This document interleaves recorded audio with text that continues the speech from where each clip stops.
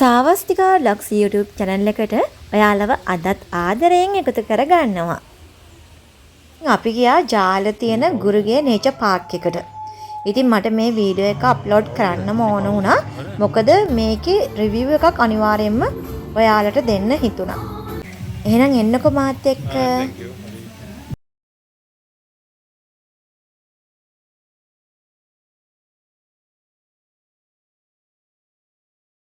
අපි කටුනායක ඉඳන් තමා යන්නේ ජාලට. එතකොට ඒ අතරමඟ ඒ කියන්නේ සීදුව හරියේදී ඔයාලට දැක ගන්න පුළුවන් මේ වගේ සිමෙන්ති වලින් කරපු එක එක අයිටම්ස්. මේ අයිටම්ස් වලට මේ ස්ථානවලදී ගොඩක් අඩු මුදලට ලබා ගන්නත් පුළුවන්. අපේ ගෙදර ඉඳන් ගුරුගේ නේචර් පාර්ක් එකට ඉතින් පැය භාගයක වගේ දුරක් තමා තියෙන්නේ. ඉක්මනට එන්න පුළුවන්. දැන් අපි මේ යන්න හදන්නේ නේචර් පාර්ක් එකට එන්ටර් වෙලා ටිකට් කවුන්ටර් එක ගාවට ටිකට්ස් ගන්න. ළමයි ඔයාලට විශ්වාස කරන්න පුළුවන්ද මේ ගුරුගේ නේචර් පාර්ක් එක ළඟ තිබිලත් මම මේ යන්නේ 2012 එහෙම නැත්නම් 2013 ආවට පස්සේ. මේ තියෙන අපි ගත්ත පැකේජ් එක අපි ගත්තේ ෆුල් පැකේජ් එක. එතකොට ඒක කිඩ්ස් කෙනෙකුට අවුරුදු 1යි අවුරුදු 12යි අතර බබෙකුට රුපියල් 2400ක් වුණා. ඊට පස්සේ ඇඩල්ට් ටිකට් එක 2500ක් වුණා.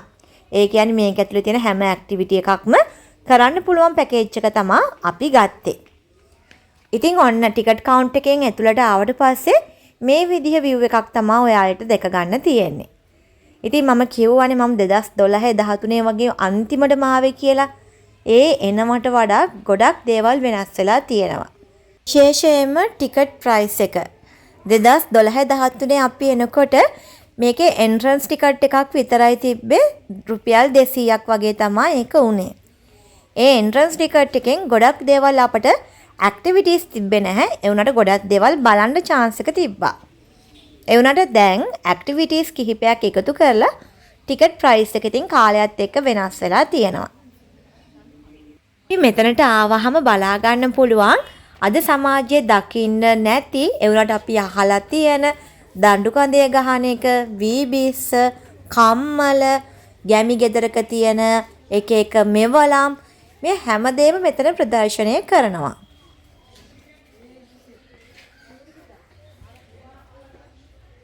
එයාලටත් මතක ඇතිනේ පහුගිය කාලයක් තිබ්බා අපිටත් කරත් එක යන්න වෙයි කියලා හිතුන කාලයක්. ඉතින් අද කාලේ ඉන්න දරුවෝ නම් කරත් කියන දේ දැක්කලත් නැතුව ඇති. ඒෂුටයි භාෂුටයි ඒ පෙන්නපු දේවල් නම් ඇත්තටම අලුත් දේවල් වුණා.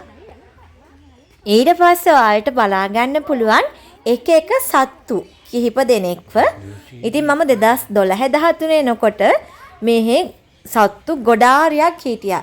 ඒ කියන්නේ එක එක වර්ගයේ අපි සූ එකකට ගියා වගේම අත්දැකීමක් ලබන්න පුළුවන් ගොඩක් සත්තු වර්ග 2012 13 වර්ෂවලදී මේ ගුරුගේ නේචර් පාර්ක් එකේ හිටියා. ඒ වුණාට අද වෙනකොට ඇත්තටම සීමිත සතුන් ප්‍රමාණයක් විතරයි අපිට බලා ගන්න පුළුවන් උනේ. ඉතින් මෙතන තියෙනවා පොඩිම බබාලට වෙහිකල් රයිඩ් එකක් ගන්න පුළුවන්. ඉතින් ඒකත් ඔයාලට આવොත් පොඩි ඒරියා එක try කරලා බලන්න පුළුවන්.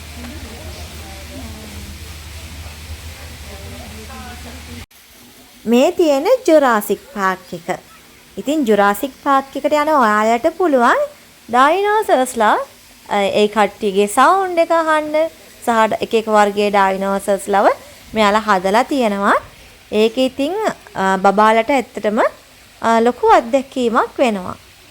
ඉතින් මම දැකපු තව දෙයක් තියෙනවා. මෙයාලගේ ගොඩක් තැන්වල ගොඩක් දේවල් දැන් අලුත් වැඩියා කරන්න කාලේ හරි. මං හිතන්නේ ගොඩක් කල් ඉඳන් ගොඩක් දේවල් කැඩිලා බිඳිලා ගිහිලා තියෙනවා. ඉතින් ඒ දේවල් රිනෝවේට් කරලා තිබ්බනම් නැත්තම් කරා නම් මං හිතනවා මෙතනට තව ලොකු වැලියේෂන් එකක් එකතු වෙනවා කියලා. ජුරාසික් පාර්ක් එකට ඇතුල් වෙන්න කලින් ඔයාලට පුළුවන් මිහින්තලේ නගින්න. මිහින්තලේ ෆීලින් එක ඔයාලට මෙතනදී සාමාන්‍ය විදිහට විඳ ගන්න පුළුවන්.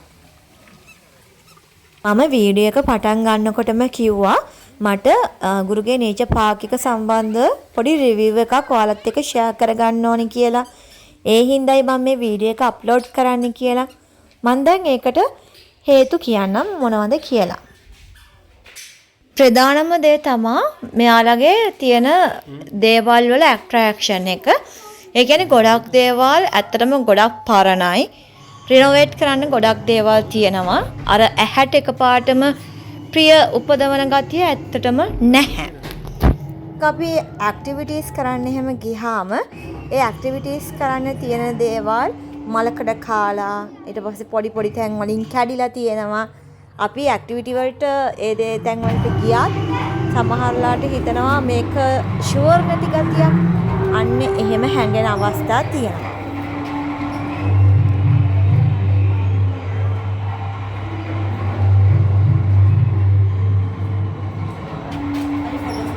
ඉතින් මම බලපු දේවල් වලින් මට ටිකක් හරි හොඳයි කියන්න පුළුවන් දෙයක් තිබ්බේ මේ ජුරාසික් පාක් එක.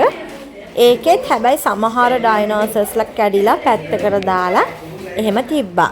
ඉතින් මේ දේවල් වලින් හරි විදිහට වැඩක් ගත්තා නම් මං හිතනවා මීට වඩා ලොකු පිරිසක් මේක විසිට් කරන්න එයි කියලා. අනිත් එක අපි ගියෙත් සැටර්ඩේ දවසක්. ඉතින් අපි හිතුවා ලොකු ක්‍රවුඩ් එකක් ඉඳී සැටර්ඩේ හින්දා කියලා. ඇත්තටම එහෙම ලොකු ක්‍රවුඩ් එකක් හිටියෙත් නැහැ.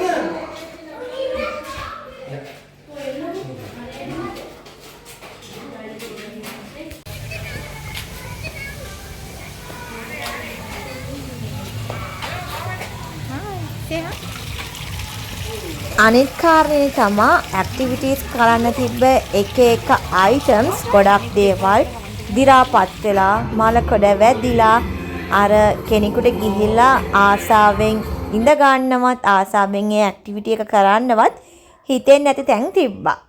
විශේෂයෙන්ම කොලම්බස් ෂිප් කියන එක ගොඩක්ම ඒ කියන්නේ නැග්ගට පස්සේ තමයි තේරුනේ ඇයි මේකට නැග්ගේ. නිකන් මට නම් ඇත්තටම අන්සේෆ් ෆීලින් එකක් තමයි ඇති උනේ. මේ තියෙන මයන් වෝටර් පාක් එක මේකට අපි හරි ආසාවෙන් ආවේ ඇක්ටිවිටීස් කරන්න. ඒ වුණාට මේක මෙන්න මේ පොඩි ස්ලයිඩ් එක විතරමයි ඇක්ටිවිටි එකකට තිබ්බේ. එතකොට ලොකු ස්ලයිඩින් ඒරියා එකක් තිබ්බා. ඒක මං හිතන්නේ අවුරුදු ගානකට කලින් මෙයාලා පාවිච්චියෙන් ඈත් කරලා. එතකොට මේකේ තියෙන්නේ තනිකරම පූල් එකකට බැහැලා ඒ ගන්න අත්දැකීම විතරයි. ඊට අමතරව තව කියන්න ඕනේ ඇත්තටම වතුර ක්ලීන් නැහැ. මොකද ඒ වතුර වල එක එක දේවල් තිබ්බා කළු පාට කෑලි කෑලි සහ ඕනම කෙනෙකුට තේරෙනවා එතනට ගියාම මේ වතුර ක්ලීන් නැහැ කියන එක.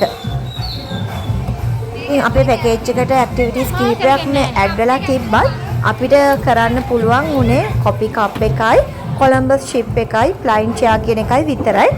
මොකද අපිට තව දුරටත් මෙතන ඉන්නවා කියන එකේ තේරුමක් නැති වුණා සහ ආසාව කියන දේ ඇත්තටම බින්දුවටම බැස්සා. ඊට පස්සේ අපි ආපහු බැක් වුණා. වෝටර් පාක් එකේ හිටියෙත් පැය භාගයක් විතර.